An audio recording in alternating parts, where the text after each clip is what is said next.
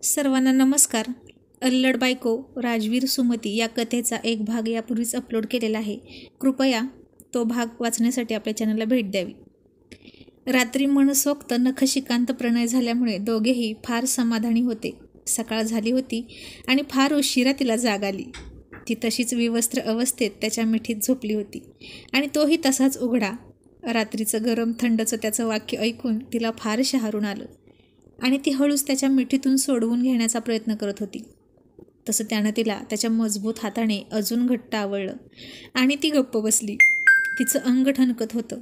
त्याच्या बलदंड हातांनी तिला चांगलीच कुस्करून काढली होती, पण पुन्हा 2 मिनिटांनी ती चुळबुळ करू लागली. तसा तो म्हणाला, सुमती काय चाललंय तुझं? मला डिस्टर्ब होतंय आणि मला झोपायचं आहे. ती हळूच म्हणाली, झोपा ना, मला उठू द्या. तो म्हणाला, मला तुझ्यासोबत झोपायचं आहे, त्यामुळे गप्प पडून राहा. आणि तुला आणखीन एक गोष्ट सांगतो, लक्षात ठेव. ती काहीशी घाबरून म्हणाली, काय? तो म्हणाला, मला माझ्या पद्धतीनं झोपायला आवडतं, त्यामुळे मला डिस्टर्ब झालेलं चालत नाही. मला खूप राग येतो आणि मग रागाच्या भरात मी काय करतो माहिती आहे का तुला? आणि ती घाबरून म्हणाली, काय करता तुम्ही? पुन्हा चिडून निघून जाणार? तिला तर आता त्याची भीतीच वाटत होती की तो एकदा गेला की लवकर यायचा नाही. आज तर रविवार होता म्हणून तो थांबणार होता, पण उद्या तो जाईल परत. मग कधी येणार काय माहीत. आणि ती असा विचार करत होती की त्यानं तिला हलवून सांगितलं, सांगू का तुला, मला झोपेतून डिस्टर्ब केल्यावर मी काय करतो? ती घाबरून म्हणाली, काय करता? आणि तो पुन्हा तिच्यावर आला आणि ती म्हणाली, अहो सकाळ झाली ना, येईल ना कुणीतरी, दार बंद आहे ना. तो म्हणाला, पण सगळे उठले आहेत आणि आपण असं झोपून राहायचं? सासूबाई ताई काय म्हणतील? त्यांना माहीत आहे की मी रविवारी खूप वेळ झोपतो. अहो पण मी काय सांगू, मला उठू द्या ना. त्या तुला काही म्हणणार नाहीत, नको काळजी करू, असं म्हणून त्यानं पुन्हा तिचे नाजूक ओठ चोकायला सुरुवात केली. खूपच नाजूक होती ती. तिचं शरीरसुद्धा सडपातळ होतं आणि मग त्यानं तिला पलटी मारून त्याच्या अंगावर घेतली. आता ती त्याच्या केसातून हात फिरवून त्याला किस करत होती. तिच्या अंगाचा ठणका कुठल्या कुठे गायब झाला होता. मग पुन्हा दोघे गरम होत होते. तिचे श्वास वाढू लागले. ती खूप अधीर झाली आणि तो तिच्या आत प्रवेश करणार इतक्यात दारावर थाप पडली आणि वहिनी दबक्या आवाजात म्हणाल्या, भाऊजी, सुमतीला पटकन बाहेर सोडा, सासूबाई ओरडत आहेत. आणि तिने त्याच्या अंगाखालून अंग काढून घेतलं आणि कपडे घातले, आंघोळीला पळाली.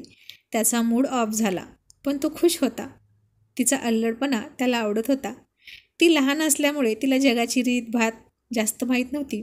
प्रणयातलं जास्त काही कळत नव्हतं. तो जे काही करायचा तिच्यासोबत तिला आवडायचं अगदी मनापासून.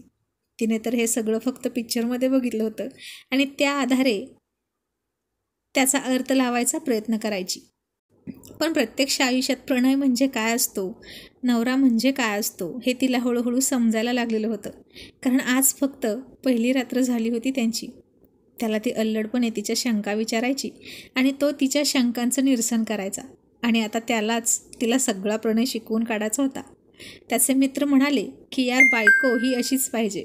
आता ती तुझ्याच रंगात पूर्ण रंगणार. तू जे आणि जसं सांगशील, तिला शिकवशील, ती तसंच शिकणार.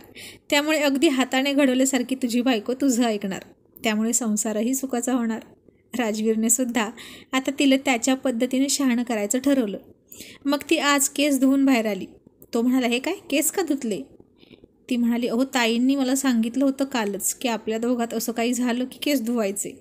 सासूबाईंना चालत नाही, घरात देव आहेत म्हणून. आणि किचनमध्ये सुद्धा पाऊल टाकायचं नाही केस धुतल्याशिवाय. आणि तो थोडा शांत झाला. त्याच्या घरचे जुन्या विचारांचे होते. राजवीर शिकलेला होता. त्याला या असल्या खुळचट कल्पनांवर विश्वास नव्हता. मग ती किचनमध्ये गेली. वहिनी म्हणाल्या, काय ग सुमती, काय काय झालं रात्री? भाऊजींचा सगळा रुसवा घालवलास ना तू? आणि आता खूपच चेहरा खुलला वाटतं कोणाचा तरी. सगळा आजार पळून गेला ना, राजवीर डॉक्टरने हात लावला की. आणि सुमती नुसती गालात हसत होती आणि लाजत होती. लाजून तिचे गोरेगाल आणखीनच लाल झाले होते. वहिनी म्हणाल्या, अगं काय केलं रात्री तुम्ही? आणि सकाळी काय चाललं होतं? उठायला का उशीर झाला? आणि ती पुन्हा अल्लडपणात वहिनींना सांगायला सुरुवात केली. अहो वहिनी, ते तो सोडतच नव्हते सकाळी. म्हणाले की मला माझ्या पद्धतीने झोपायला आवडतं, नाहीतर पुन्हा सोडून जातील.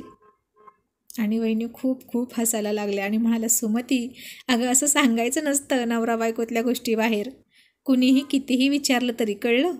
मग वहिनीच पुढे म्हणाल्या, आता तरी खाशील ना व्यवस्थित जेवण? आणि इतक्यात राजवीरसुद्धा त्याचं आवरून किचनमध्ये आला आणि म्हणाला, वहिनी चहा. आणि सुमतीने त्याला चहाचा कप दिला. त्याने हसून तो घेतला.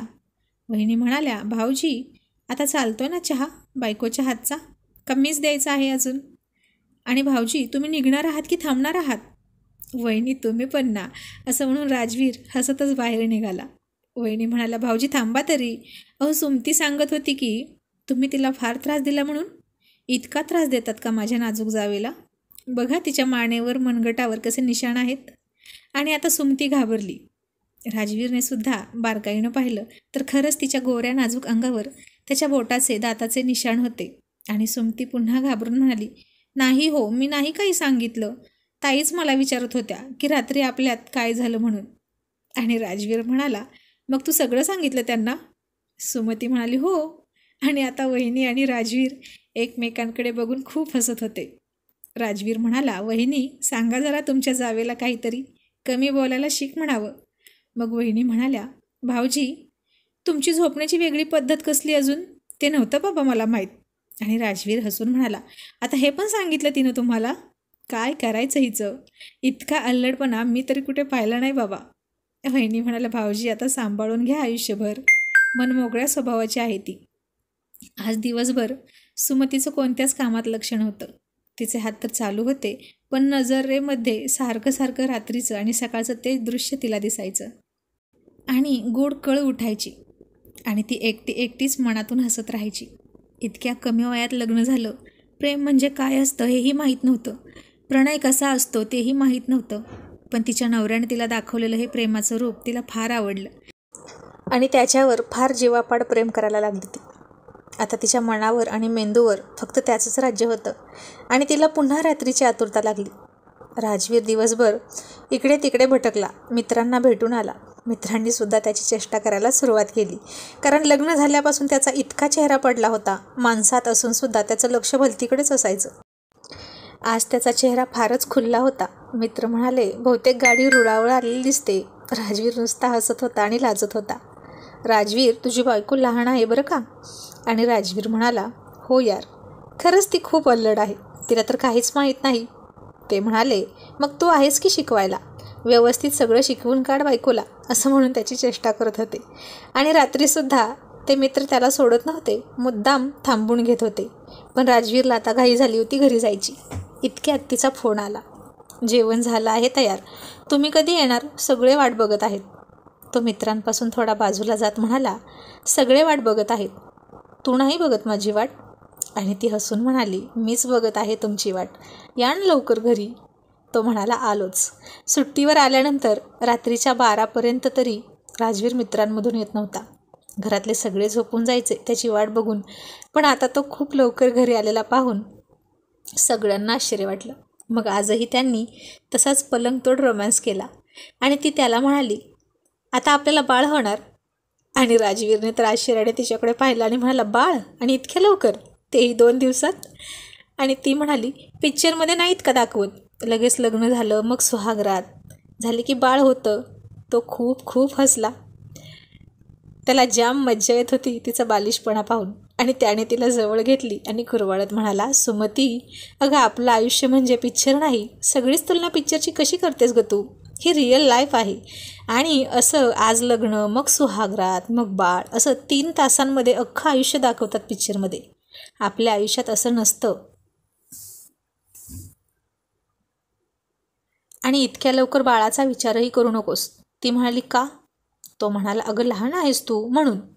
ती पुन्हा अल्लडपणा करत म्हणाली, पण लग्न झाल्यावर बाळ तर झालंच पाहिजे ना. तो म्हणाला, लग्न झाल्यावर बाळ तर झालंच पाहिजे, पण इतक्या लवकर झालं पाहिजे असं काही नसतं. आणि ती म्हणाली, आमच्या इथल्या मुलींना तर लग्न झालं की लगेच वर्षाच्या आत पाळणा हल्ला पाहिजे असं म्हणायचे. तो पुन्हा हसून म्हणाला, मग तुला असं वाटतं का की लग्न झाल्यावर वर्षाच्या आत पाळणा हल्ला तरच मूल होतं, पुन्हा होत नाही? अगं असं काही नसतं.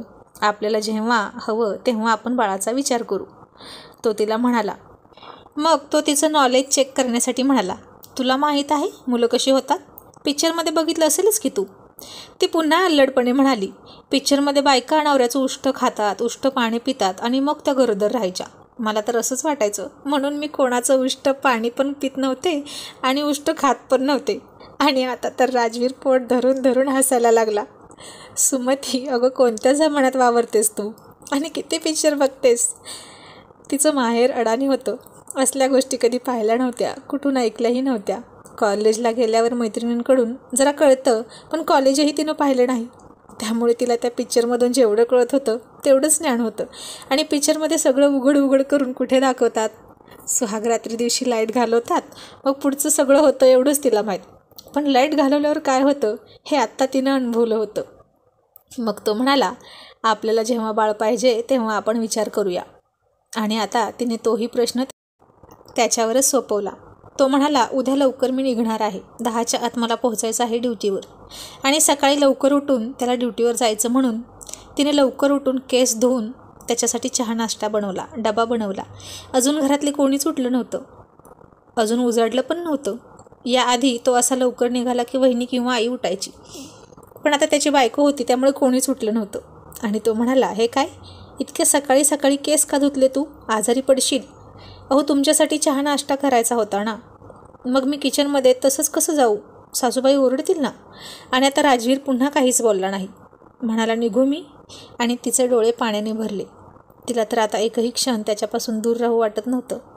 मिठी तर खूप मारू वाटत होती त्याला, पण ते दोघेही बाहेर होते म्हणून तिने स्वतःला आवरलं. पुन्हा केव्हा येणार असं म्हणाली. तो म्हणाला, आता गेलो तर परत येईल की नाही? येतो पुढच्या रविवारी, आणि मी फोन करतो ना तुला. तिला आता तिच्या भावना बोलून व्यक्त करता येत नव्हत्या, फक्त अश्रू काढत होती आणि त्याच्या चेहऱ्याकडे पाहत होती. तो सुद्धा डोळे भरून तिला बघत होता आणि गाडीला किक मारून निघून गेला. आता रोज त्यांचे घडीघडीला फोन होत होते. रात्री तर खूप उशिरापर्यंत फोनवर बोलायचे, व्हिडिओ कॉल करायचे, फोनवरच एकमेकांना किस द्यायचे. त्यानं फोनवरून तिला पहिला किस मागितला तेव्हा 5 मिनिटे गेली तिला तिच्या मनाची तयारी करायला. तो तिला म्हणाला, सुमती अगं दे ना पटकन किस, मलाच मिळणार आहे तो, दुसरीकडे कुठेच नाही जाणार. आणि मग खूप लाजून तिने त्याला फोनवर किस दिला. मग त्यानेही पटापट पटापट 10-12 किस तिला फोनवर दिले. आणि तिला तर आता तिच्यावर वर्षाव होत आहे की काय चुंबनांचा असं वाटलं. आणि त्याच्या विरहाने पुन्हा व्याकुळ झाली ती, पुन्हा रडायला लागली ती भावूक होऊन. तोही इमोशनल झाला. तिला तर त्याचं वेडच लागलं होतं. आणि मग पुढच्या रविवारी तो 4 दिवस रजा काढून आला आणि वहिनीच्या कानात हळूच म्हणाला, आम्ही हनीमूनला जाणार आहोत 4 दिवस महाबळेश्वरला, पण आईला सांगू नका. आम्ही तिच्या माहेरी निघालो अशी थाप मारली. वहिनीनं आणि राजवीरनं सुमतीला सुद्धा काही सांगितलं नाही, नाहीतर ही अल्लड मुलगी सगळ्यांना सांगत बसली असती आणि सगळं बिंग फुटलं असतं. तो खूप निघायची घाई करत होता. तिला तर काहीच कळत नव्हतं, पण तीही गडबडीत गाडीवर बसली. तो गुपचूप तिला महाबळेश्वरला 2 व्हीलरवर घेऊन आला. ते दोघेही महाबळेश्वरला पोहोचले. ती म्हणाली, आपण इकडे का आलोय? तो म्हणाला, आपण हनीमूनसाठी आलो आहे. आता हनीमून हा शब्दसुद्धा फक्त पिक्चरमध्ये ऐकला होता. ती म्हणाली, पिक्चरमध्ये जातात तसं ना? राजवीर हसून म्हणाला, हो बाई हो, पिक्चरमध्ये जातात तसं. आता तुला दाखवतो हनीमून कसं असतं ते. आता तो तिला सगळं शिकवूनच काढणार होता. तिला म्हणाला, मिठी मारून बस. आणि ती पहिल्यांदा त्याच्या गाडीवर बसली होती आणि घट्ट मिठी मारून बसली. आणि राजवीरची गाडी सुसाट धावत होती. या कथेचे आणखीन पार्ट ऐकायला आवडतील का? कमेंट्स करून नक्की सांगा. थँक्यू. आणि अशाच कथा ऐकण्यासाठी आपल्या मराठी चातुर्य कथा या चॅनलला सबस्क्राईब करा.